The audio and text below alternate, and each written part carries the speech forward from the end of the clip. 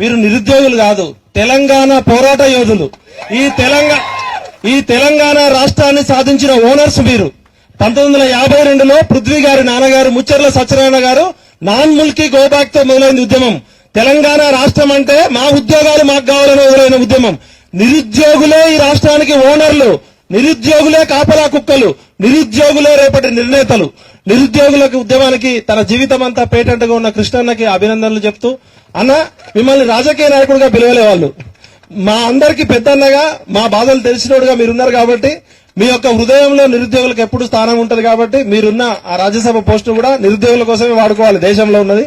మా మిత్రుడు తమ్ముడు హరికృష్ణ 60,000 మంది నిరుద్యోగులు ఆశీర్వదించారు. గట్టిగా చప్పట్లు కొట్టండి.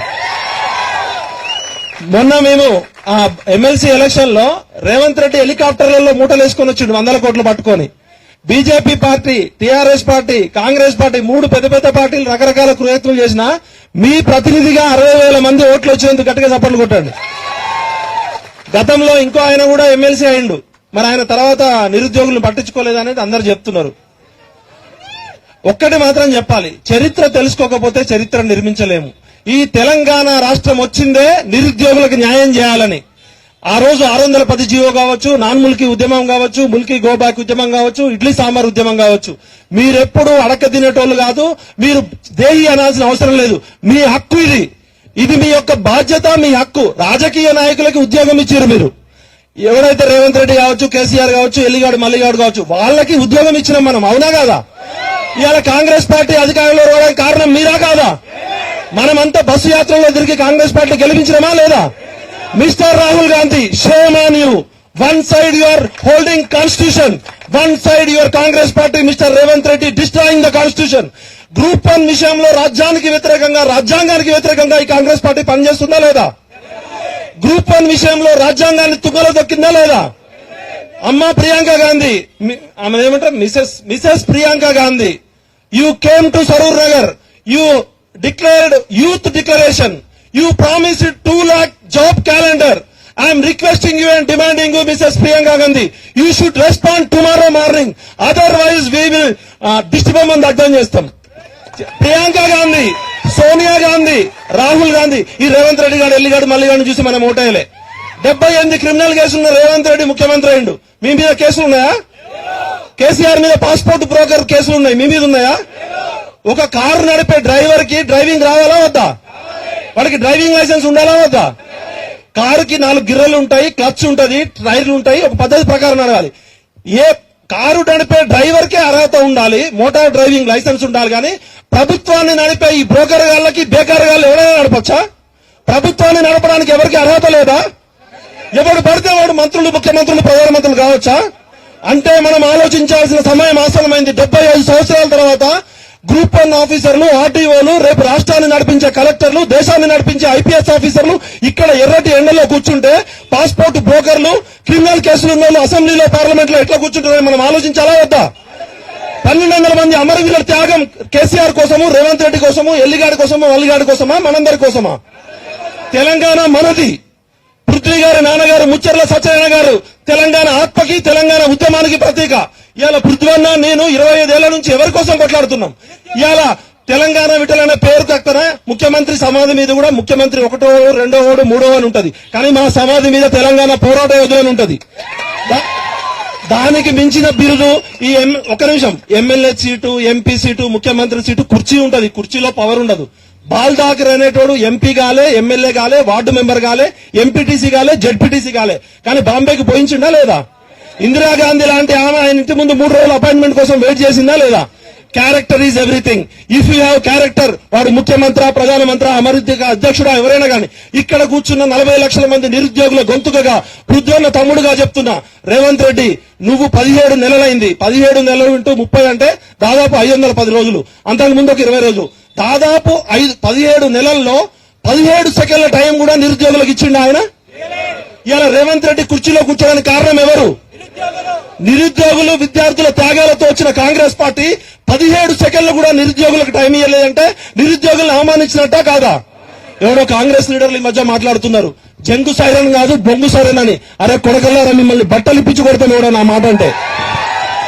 కాంగ్రెస్ పార్టీలో ఉన్న నా మిత్రులైనా నా బంధువులైనా సరే నిరుద్యోగుల గురించి విద్యార్థుల గురించి ఇంకొక మాట మాట్లాడినా మిమ్మల్ని ఉడికించి కొట్టకపోతే చెప్పండి బిడ్డలారా. వాడు ముఖ్యమంత్రి అయినా సరే ఎవడైనా సరే. ఇవాళ పృథ్వన్నకి రేవంత్ రెడ్డి చాలా క్లోజ్ ఫ్రెండ్.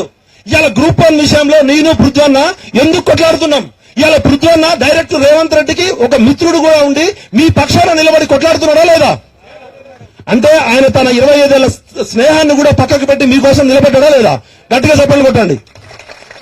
నేనేమంటున్నా అంటే మాకు తెలంగాణ ప్రజలు ఇవ్వాల్సినంత గుర్తింపు ఇచ్చిరు, గౌరవం ఇచ్చిరు. మాకు పదవులు అక్కర్లే.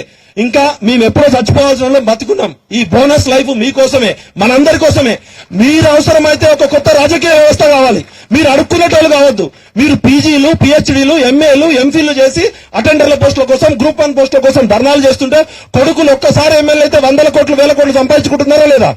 ఇవాళ ఏ రాజకీయ నాయకుడి కన్నా సమాజంలో ఇజ్జత్ ఉందా? ఎందుకు లేదంటే వాళ్ళంతా దొంగనా కొడుకులు కాబట్టి. వాళ్ళు స్లిప్పర్లకి గతి లేని వాళ్ళు చార్టర్ ఫ్లైట్లు తిరుగుతున్నారా లేదా? బ్యూటీ పార్లర్ నడుపుకునే వాళ్ళు బుర్జ్ ఖలీఫాలో బిల్డింగులు కొనరా లేదా?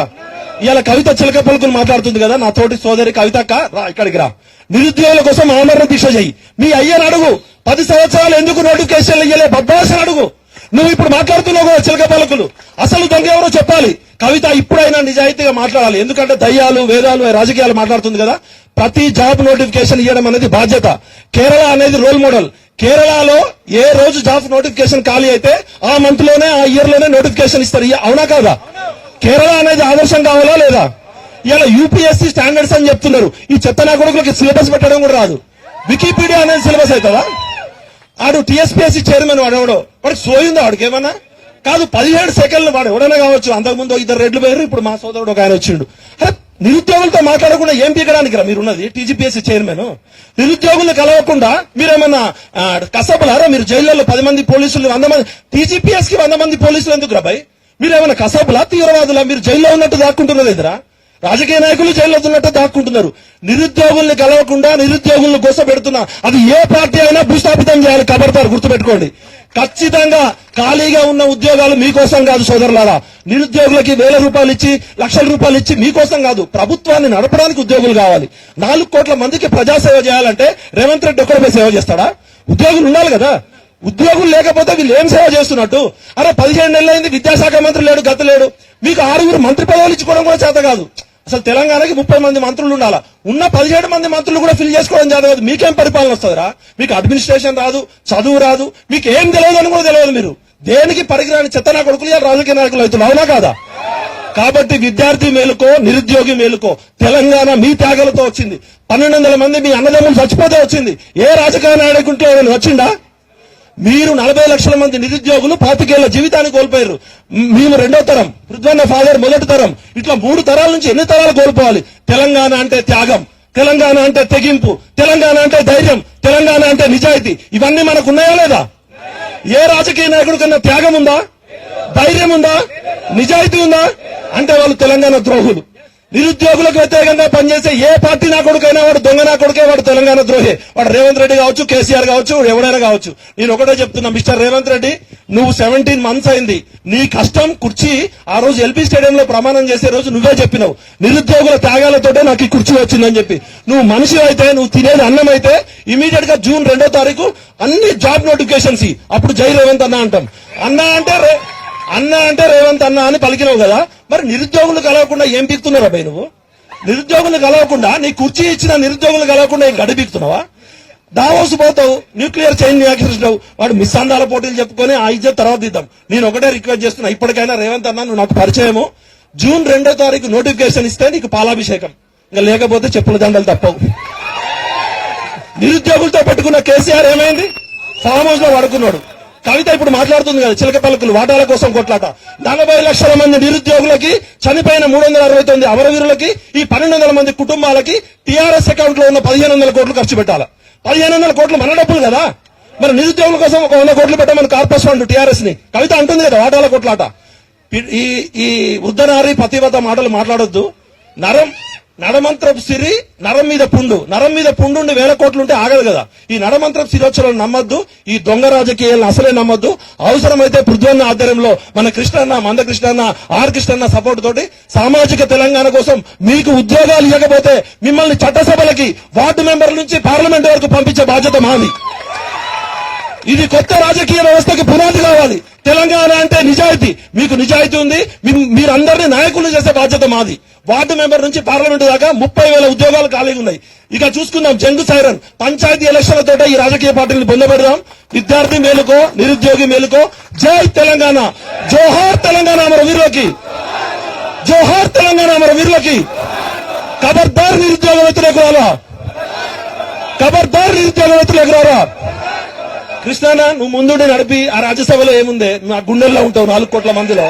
చూసుకుందాం, ఇలా నీ ఆధ్వర్యంలో చూసుకుందాం. సామాజిక తెలంగాణ ఎట్లా రాదో నిరుద్యోగులు అందరినీ వార్డు మెంబర్ని ఎంపీలు చేద్దాం. కాబట్టి కృష్ణన్న పోరాట పటిమ, మందకృష్ణన్న సమాజంలో నీతి నిజాయితీని అందరూ మనతో ఉన్నారు. పృథ్వన్న మనందరికీ అండగా ఉంటాడు. రేవంత్ రెడ్డి బుల్లెట్ దింపితే ఫస్ట్ మా ఇద్దరికి దింపమని చెప్పండి. మీకు దమ్ముంటే పృథ్వన్న నేను ఉంటాం. అరే మీరు లాఠీ చార్జ్ చేస్తారా, బుల్లెట్ దింపుతారా, సవాల్ రా చూసుకుందాం. నిరుద్యోగుల తరపున త్యాగం చేయడానికి మేము సిద్ధంగా ఉన్నాం. చచ్చిపోతే మీ గుండెల్లో ఉంటాం. ఏం బతుకుతాం, ఎవడైనా వస్తాడు, పుట్టినోడు ఎవరైనా వస్తాడు. కాబట్టి నేను ఒకటే చెప్తున్నా, మీరు కలిసి ఉండండి. కలిస్తే నిలుస్తారు, గెలుస్తారు. ఈ మోతీలాల్ నాయకో, జనార్దనో, శృతియో వీళ్ళు కాదు, 40 లక్షల మందికి ప్రతినిధులు. మీలో ఉన్న ప్రతి ఒక్కరు నాయకుడే. కాబట్టి ఈ సమావేశం ఏర్పాటు చేయడంలో ఇంపార్టెంట్ పాత్ర తీసుకున్న మోతీలాల్ నాయక్ హృదయపూర్వక పాదాభినందనలు చెప్తూ జై విద్యార్థి.